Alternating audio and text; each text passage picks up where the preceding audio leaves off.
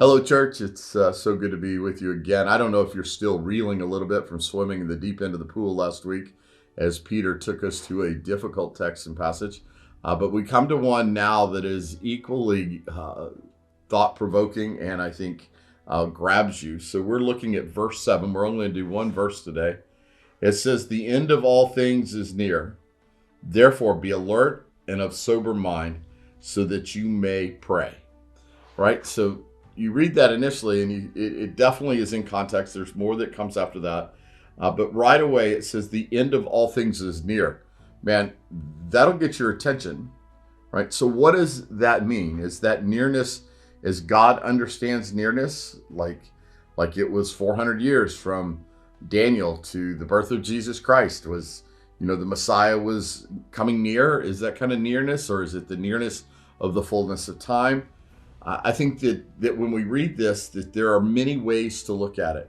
I think the first way is kind of an apocalyptic anxiety. Like you read this and you think, okay, I've got to get my house in order. Like the end is near, that things are coming.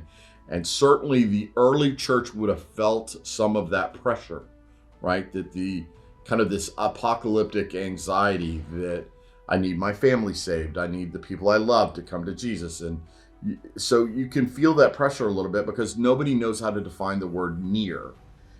So close on the heels of the crucifixion of Jesus, the birth of the church, they are captured up in the fact that nearness appears close and maybe closer than it is. The second way you can look at that is through an apocalyptic indifference.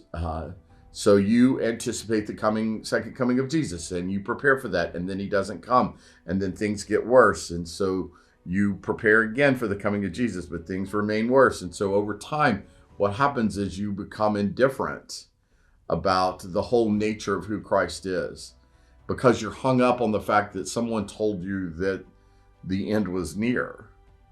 We live in this kind of weird apocalyptic time anyway, where people are trying to constantly connect historical realities to biblical statements and trying to see if this is not the time. There are plenty of people, some who email me periodically, who think we are in the end times. Is that my end times? Is that my children's end times? Is that my grandson's end times? I don't know. We don't have a definition for that. So there can be this apocalyptic indifference if what you're waiting for is for Jesus to return.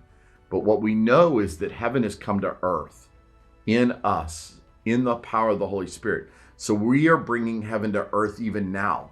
So it's not so much that we're waiting for the end to come as much as we anticipate the coming of Christ, but that we would not waste the moment we have on earth.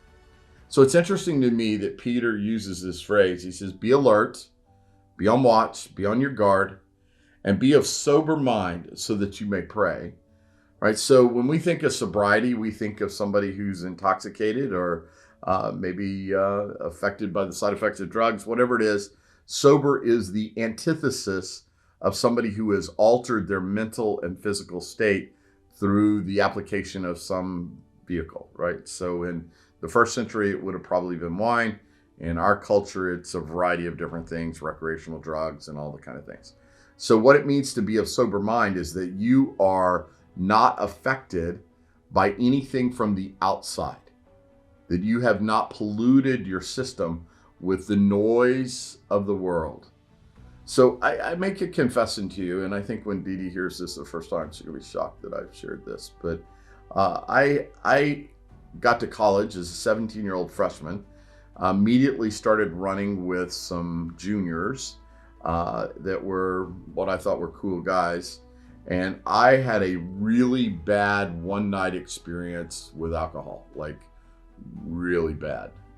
But that single experience cured me forever.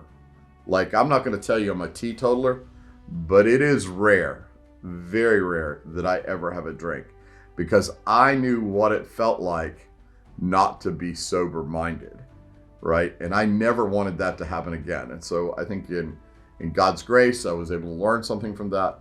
But I share that with you to say that you want to be in a position when you go to the Lord in prayer Think about what last week was about judgment. When you go to the Lord in prayer, you want to not be polluted by outside influences, outside substances. You want your mind so that it can be transformed into the image of Christ, right? So again, simple sentence, right? Seems very like stunning and shocking. The end is near. You should be alert. That for sure we should be. But more importantly, you should be sober-minded. You should not have polluted your mind with anything from the outside. And there is a lot of noise and stuff on the internet that will pollute your mind more so than anybody could have imagined in the first century. Don't let it happen. Be sober-minded. This is the challenge for us.